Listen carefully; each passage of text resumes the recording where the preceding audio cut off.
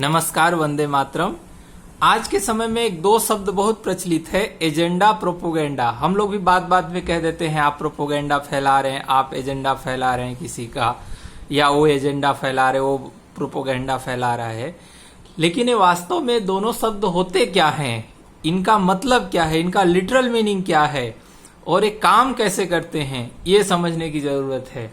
आज हम इस वीडियो में आपको यही दोनों शब्द उदाहरण के साथ समझाएंगे कि इसमें काम कैसे किया जाता है। तो देखिए, पहले हम समझते हैं एजेंडा क्या है। तो एजेंडा को लेकर कैम्ब्रिज डिक्शनरी, इंग्लिश की कैम्ब्रिज डिक्शनरी में मीनिंग है कि a list of matter to discuss at a meeting. ये पहली मीनिंग है। पहली मीनिंग क्या है? कुछ विषयों का लिस्ट जो एक बैठक में चर्चा किया जाने वाला है। दूसरा मीनिंग है a list of aims or possible future achievements, या कुछ हम भविष्य में जो उपलब्धियां हासिल करने वाले हैं उनका लक्ष्य है कि उसको लेकर हम काम करते हैं। तीसरा है a secret aims or reason for doing something. A secret aim मतलब हमारा लक्ष्य कुछ और है और हम बिहेव कुछ और कर रहे हैं। आज जैसे हम बातें कर रहे हैं उसके पीछे के उद्देश्य कुछ और हैं। ये है एजेंडा का एक और मीनिंग। अब ये काम कैसे करता है वो मैं आपको आगे बताऊंगा वीडियो के दूसरे भाग में। अब देखिए, प्रोपोगेंडा की बात है। अभी हम लिटरल मीनिंग की ही चर्चा करते हैं। तो प्रोपोगेंडा क्या कहते हैं? प्रोपोगेंडा कहते हैं इंफॉर्मेशन, आइडियाज, ओपिनियन और image often only giving an part of an argument that are broadcast, published, or in the some others way spread with the intention of influencing people's opinion। इसका मतलब यह है कि सूचना, विचार, जनमत, चित्र इत्यादि का बार बार कुछ निश्चित तर्कों के साथ फैलाव करना, प्रकाशित करना, प्रकाशन करना या प्रसारित करना लोगों के बीच में, ताकि लोगों के जनमत को प्रभावित किया जा सके। इसको कहते हैं प्रोपोगेंडा। अब मैं अगली प्रोपोगेंडा का अगला मीनिंग आपको बता दूं। Information or ideas that are spread by an organized groups of government are non-government organization for purpose the influence of people, except by not giving all facts or by the secretly emphasizing only one way of looking at the facts। इसका मतलब यह हुआ कि हम सूचनाओं का, विचारों का इस तरीके से, संगठित तरीके से फैलाव करते हैं ताकि लोगों को हम अपने पक्ष में प्रभावित तो कर सकें, लेकिन प्रसारित करते समय हम एक तरफा तथ्यों को जोड़ देते हैं। किसी भी मैटर से संबंधित संपूर्ण तथ्य को सामने प्रकट नहीं करते हैं, सिर्फ हम उन्हीं तथ्यों को सामने रखते हैं जिससे हमारा हित सधता है। यह है प्रोपोगेंडा। प्रोपोगेंडा को आप हिंदी में दुष्प्रचार भी कह सकते हैं। किसी के समर्थन में गलत तरीके से भी उसके जनमत को इकट्ठा करने के लिए काम करना। अब हम आपको उदाहरण के साथ समझाते हैं कि प्रोपोगेंडा काम कैसे करता है। तो हम पहला बहुत ही चिर परिचित उदाहरण देंगे। जैसे मान लीजिए कोई बीज बनाने की कंपनी है, सीड्स, दवा बनाती है, दवा भी बनाती है, वो कीटनाशक दवा बनाती है और बीज बनाती है। ठीक है। अब बीज बनाने के लिए उसको मार्केट चाहिए, बीज के सप्लाई के लिए। जैसे मोनसेंटो हो गई, कारगिल हो गई, ये सब बड़ी कंपनियां हो गई जो जीएम, जेनेटिकली मॉडिफाइड सीड्स बनाती हैं। अब इनको अगर भारत के मार्केट में प्रवेश करना है तो ये क्या करेंगे? ये पहले भारत की किसी बड़ी ऑर्गेनाइज्ड ऑर्गेनाइजेशन को हायर करेंगे पैसा देके। पूरा चरणबद्ध तरीके से समझिएगा कैसे प्रवेश करते हैं मार्केट में, प्रोपोगेंडा फैलाया कैसे जाता है। अब ये क्या करेंगे, ये भारत के मार्केट में प्रवेश करने से पहले, जैसे उनको अगर मान लीजिए 2025 में प्रवेश कर रहा है, तो इसकी जो भूमिका है वो 2019 में बनाएंगे और 2020 से इंप्लीमेंट करेंगे। तो इंप्लीमेंट में क्या होगा, जब उस संस्था को हायर करेंगे तो उनके बिहाफ पे यहां कोई संस्था काम करना शुरू करेगी। और वो काम कैसे करेगी, काम इस तरह करेगी कि पहले यहां समस्याएं बताया जाएगा। समस्याएं क्या बताया जाएगा कि आने वाले समय में भारत की जनसंख्या 1 अरब, 1.5 अरब, 2 अरब हो जाएगी। यहाँ का दिन पर दिन खेती वाली जमीनें कम होती जाएंगी। जब खेती वाली जमीनें कम होते जाएंगी तो अनाज का उत्पादन कम होगा, तो अनाज की समस्याओं की कमी आ जाएगी। ऐसा पहले अखबार में प्रकाशित होगा समाचार। जब समाचार अखबार में प्रकाशित होगा पैसा देके, पहले समाचार नहीं प्रकाशित होगा, समाचार से पहले इस पे विचार प्रकाशित होगा।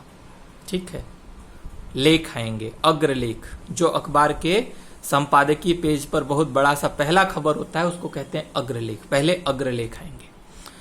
अग्रलेख आएंगे 10-10, 15-15 दिन की फ्रीक्वेंसी पर। उसके बाद क्या होगा, अग्रलेख कौन लिखेगा, अग्रलेख वो लिखेगा जिसका मोनोसेंटो से कोई संबंध नहीं है दूर दूर तक, उससे अग्रलेख लिखवाया जाएगा, उससे अग्रलेख लिखवाया जाएगा। अब बात यह आती है कि अब अगला कदम क्या होगा, अगला कदम इनका होगा कि ये टीवी पर डिबेट करवाएंगे। सब मिला जुला के हमारे मानस पटल पर यह स्थापित करना चाहेंगे कि भारतीय बीज इसमें समर्थ नहीं है कि भारत के लोगों को जो खाद्यान्न की आवश्यकता होगी उस खाद्यान्न की पूर्ति कर सकें। ऐसे डिबेट होंगे। इसमें 2 लोग पक्ष में होंगे, 2 लोग विपक्ष में होंगे। कुछ पक्ष वाले कहेंगे नहीं नहीं, हमारे यहाँ की संस्थाएं भी काम कर रही हैं, वो ऐसे सीड्स बना लेंगी जिनका उत्पादन स्तर बढ़ जाएगा, हाइब्रिड आ जाएगा, हाइब्रिड से भी काम हो जाएगा, जीएम सीड्स की जरूरत नहीं है। जीएम के काफी नेगेटिव एस्पेक्ट हैं। और कुछ ऐसे होंगे जो उनके समर्थन में बोलेंगे, कहेंगे नहीं नहीं, जीएम के प्रयोग बहुत अच्छे हो चुके हैं, बहुत सफल रहे हैं, इस देश में हुए हैं, उस देश में हुए हैं। उद्देश्य क्या है, जीएम को मार्केट में डालना, भारत के मार्केट को कैप्चर करना अपने सीड्स के माध्यम से। चर्चा क्या चल रही है, खाद्यान्न की समस्याओं की। अभी जीएम सीड्स की चर्चा नहीं हुई, भारत में खाद्यान्न की समस्या होगी, अभी सिर्फ इसकी चर्चा हो रही है। अब जब बात आगे जाएगी आगे जाएगी आगे जाएगी, कुछ समय के बाद यह सिद्ध हो जाएगा कि वास्तव में भारत में खाद्यान्न की समस्या होने वाली है, तो अब अगला चरण आएगा। अगला चरण यह आएगा कि जो संस्था हायर की गई है वह संस्था भारत के नेताओं के पास प्रस्ताव रखेगी कि सर्वे होगा, सर्वे में पता चलेगा इतने % लोग कह रहे हैं हाँ खाद्यान्न की समस्या आ सकती है, तो अब पॉलिटिकल पार्टी के सामने प्रपोजल जाएगा, इसको लेकर आपके क्या विचार हैं। अब पॉलिटिकल पार्टी अपना एटीट्यूड जैसे ही रखेगी, अपनी प्रवृत्ति, अपना प्लान रखेगी, वैसे ही दूसरा विपक्षी दल किसी दूसरे देश का उदाहरण प्रस्तुत करेगा, क्योंकि उस विपक्षी दल को भी प्रोपोगेंडा के तहत हायर किया गया है। अब जब दूसरा विपक्षी दल दूसरे देश के दूसरे उदाहरण प्रस्तुत करेगा कि वहां जीएम सीड्स का प्रयोग हुआ, काफी सफल प्रयोग रहा, अब उसके बाद यहां अन्न की समस्या अभी हो चुकी है वही रिप्रेजेंट करना शुरू हो जाए, अखबारों में आने लगेगा कि यहां खाद्यान्न की समस्या हो गई है, यहां इस स्टॉक में इतना खाद्यान्न कम है, इतना खाद्यान्न अधिक है। अब ऐसे धीरे धीरे लोगों के मन में लगने लगेगा। उत्पादन पे चर्चा होने लगी कि इस साल उत्पादन कम हुआ, भारतीय बीज का उत्पादन ऐसे घट गया, ऐसे घट गया, ऐसे घटने लगा, तो आने वाले समय में खाद्यान्न का और उत्पादन घट जाएगा। अब अगला स्टेप जो होगा कि इस प्रॉब्लम को बेस में रख के चुनावी कैंपेन होंगे या फिर सरकार के ऊपर प्रेशर किया जाएगा। अब सरकार जैसे ही प्रेशराइज होगी वैसे ही धीरे धीरे धीरे धीरे मोनोसेंटो सामने आएगी या कारगिल सामने आएगी। वो बोलेगी कि हमको एक मौका दे के देखिए, मैं प्रमाणित कर दे, हम जो है कि आपकी समस्याओं को दूर कर देंगे। और चूंकि भारत के लोगों का मानस पटल बन जाएगा तो कुछ लोग उनके समर्थन में आ जाएंगे और धीरे धीरे धीरे धीरे यहां पर जेनेटिकली मॉडिफाइड बीज का मार्केट आ जाएगा। ऐसे एजेंडा चलाया जाता है। मैं आपको दूसरा उदाहरण देता हूं पॉलिटिक्स से। अब पॉलिटिक्स में प्रोपोगेंडा कैसे फैलाया जाता है, देखिए मैं आपको एक बहुत ही सिंपल सा उदाहरण देता हूं। भारत में एक कैंपेन चला था कि इनटॉलरेंट मतलब कि लोगों का टॉलरेंस लेवल घट गया है, भारत में असहिष्णुता फैल गई है, ये कैंपेन चला था। कैंपेन यहां से चला कि दादरी में एक घटना हुई, मैं उस घटना पे नहीं जाऊंगा, आप सभी जानते हैं। और दादरी से ज्यादा विभत्स घटनाएं भारत में हो चुकी हैं, लोगों की हत्याओं की। पहले लक्ष्मणपुर बाथेपुर नरसंहार हो चुका है, बहमई गांव का घटना हो चुकी है, ठीक है, और कश्मीरी पंडितों का निर्वासन हो चुका है, नरसंहार हो चुका है, ये सब घटनाएं हो चुकी हैं। लेकिन कहीं भारत में असहिष्णुता का आवाज नहीं उठा। दादरी के घटना के बाद अचानक असहिष्णुता का आवाज उठने लगा, लोग अपने अवार्ड वापसी करने लगे और ये बताने लगे कि भारत में असहिष्णुता चल रही है, असहिष्णुता चल रही है, असहिष्णुता चल रही है। अब एक माहौल खड़ा किया गया, सारी नियुक्तियां, सारी वैकेंसियां जो भी हुई, गजेंद्र जी की एफटीटीआई में नियुक्ति हुई, उसके बाद भी हंगामा शुरू कर दिया, गजेंद्र जी अयोग्य हैं। नियुक्ति होने के बाद कार्यभार संभालने से पहले ही कैंपेन करना शुरू कर दिया कि अयोग्य। ये क्या है? ये पूरी की पूरी नियुक्ति प्रक्रिया पर सवाल उठाना और सरकार के इंटेंशन पर कमेंट करने का एक चरण था, जो कि इस देश की सरकार के प्रति लोगों के मन में अविश्वास स्थापित हो सके। और आप एक बात और ध्यान देंगे कि जब एक कैंपेन चल रहा था असहिष्णुता का, तो उसी समय बिहार में लोकसभा चुनाव था, अरे विधानसभा चुनाव था। गलती से मैंने लोकसभा चुनाव बोला, बिहार में विधानसभा चुनाव था। अब ये माहौल खड़ा किया गया कि असहिष्णुता है, असहिष्णुता है, डेमोक्रेसी को खतरा है, डेमोक्रेसी को खतरा है। जैसे अभी चल रहा है कि 6 साल से भारत में अघोषित आपातकाल चल रहा है।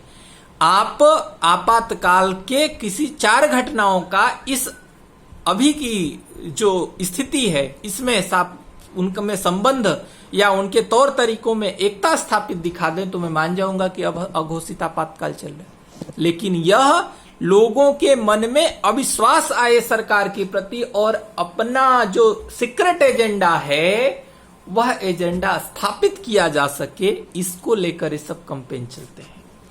अब आप बताइए कि लाखों कश्मीरी पंडितों के नरसंहार और पलायन के बावजूद जिस देश में असहिष्णुता नहीं होती है, उसी देश में दादरी के एक घटना से 50 अवार्ड वापसी हो जाती है। और जो अवार्ड वापसी करने वाले हैं वो हमारे सामने कैसे प्रस्तुत किए जाते हैं? किसी राजनीतिक पार्टी से संबंधित प्रस्तुत नहीं किए जाते, जो कि इंटेलेक्चुअल के रूप में प्रस्तुत किए जाते हैं, विशेषज्ञ के रूप में प्रस्तुत किए जाते हैं, कवि के रूप में प्रस्तुत किए जाते हैं, लेखक के रूप में प्रस्तुत किए जाते हैं। लेकिन वास्तव में वो किसी पॉलिटिकल पार्टी से चुनाव लड़ चुके होते हैं। आप यह बात तो जानते नहीं कि कोई चंदौली से चुनाव लड़ा था किसी विशेष पार्टी से और उसने अवार्ड वापसी किया, देश में हंगामा हो गया कि ये प्रोफेसर थे, इतने बड़े प्रोफेसर थे, इन्होंने अवार्ड वापसी किया, इसका मतलब इस देश में असहिष्णुता चल रहा है। और बच्चों के मन में भी आने लगा कि देश में असहिष्णुता चल रहा है। तो ये होता है प्रोपोगेंडा के काम करने का तरीका, ऐसे किया जाता है। अभी आप समझिए, इतने वीडियो में प्रोपोगेंडा को मैंने समझाने का प्रयास किया। कभी फिर से मैं विस्तार में इसके रिसर्च पेपर के साथ आऊंगा। इसमें देखिए, प्रोपोगेंडा के जन्मदाता गोएबल्स को माना जाता है, जो कि जर्मनी में हिटलर के साथ काम करते थे। और उन्होंने एक बात कहा था कि अगर किसी झूठ को 100 बार लगातार रिपीट किया जाए तो वह झूठ सत्य में बदल जाता है। उनको प्रोपोगेंडा का जन्मदाता कहा जाता है। और हर आदमी आज उसी प्रोपोगेंडा के निहित उद्देश्य से देश में काम कर रहा है। धन्यवाद, फिर मिलेंगे।